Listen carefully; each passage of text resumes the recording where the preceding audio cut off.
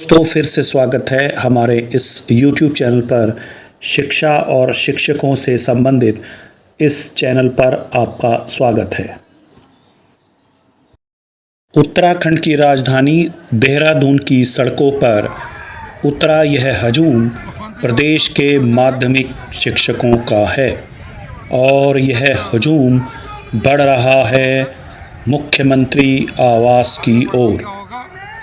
राजकीय शिक्षक संघ उत्तराखंड के आह्वान पर मुख्यमंत्री घेराव कार्यक्रम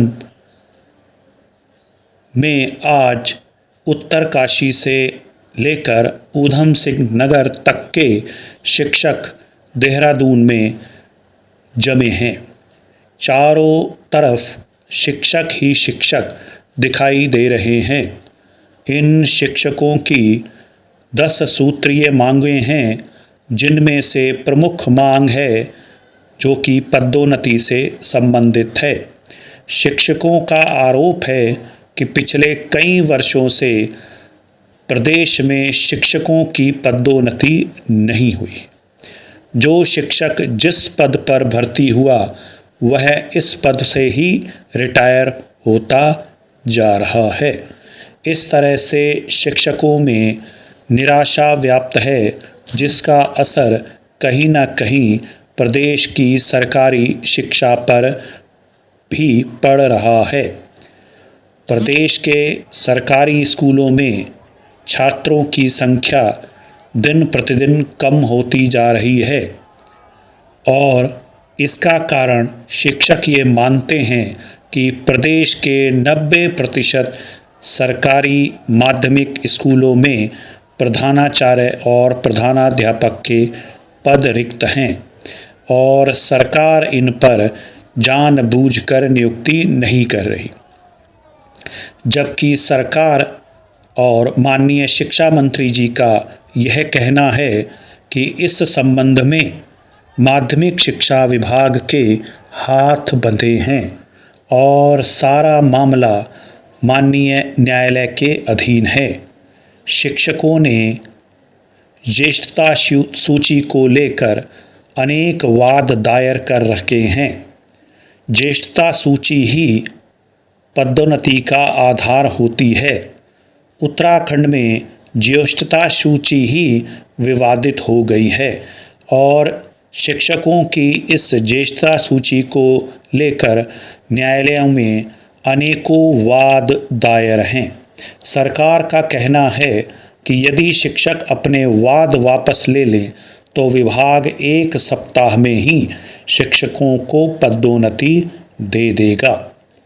इसके अलावा सरकार इंटर कॉलेज के प्रधानाचार्यों को के आधे पदों पर यानी 50% पर उत्तराखंड लोक सेवा आयोग के माध्यम से परीक्षा आयोजित कर सीधी भर्ती करने की तैयारी में है, जबकि शिक्षक इसी सीधी भर्ती को लेकर ज़्यादा आक्रोशित हैं।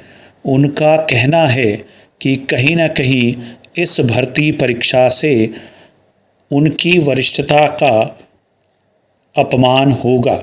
सरकार एक 55 साल वाले वरिष्ठ शिक्षक को 30 या 35 वर्ष के शिक्षक के साथ प्रतियोगिता करने के लिए बाध्य कर रही है।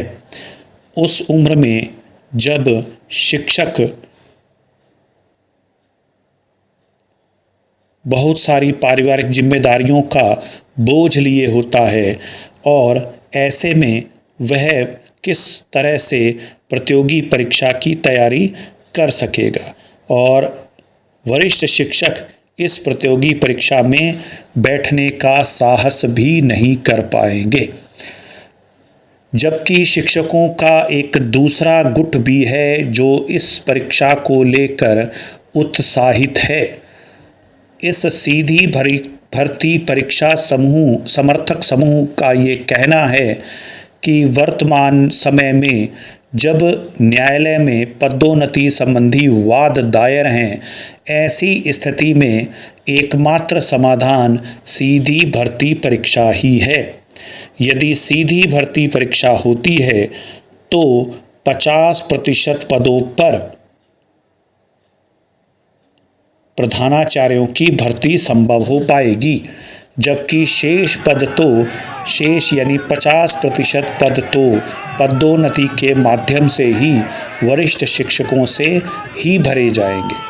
इस तरह से वरिष्ठ शिक्षकों की उपेक्षा या उनके सेवा काल का सम्मान न करने की बात गलत है और ये समूह जल्द से जल्द सीधी भर्ती परीक्षा कराने के लिए सरकार पर दबाव बना रहे हैं। तो इस प्रकार शिक्षकों के बीच दो समूह दिखाई देते हैं। यद्यपि शिक्षकों का एक बड़ा वर्ग ये कहता है कि जैसे अब तक पदोन्नति होती आई है वैसे ही आगे भी पदोन्नति हो और जो भर्ती परीक्षा है उसे सरकार वापस ले। बहरहाल दिन भर की चली इस शिक्षकों की जोर आजमाइश का अंत लगभग 8 बजे हुआ, जब माननीय मुख्यमंत्री द्वारा शिक्षकों को वार्ता के लिए बुलाया गया और अधिकारियों को ये निर्देश दिया गया कि 1 सप्ताह के अंदर यानी 1 सप्ताह के भीतर शिक्षक नेताओं से वार्ता कर इन सभी समस्याओं का समाधान निकाला जाए और पदोन्नति का कोई मार्ग तलाशा जाए।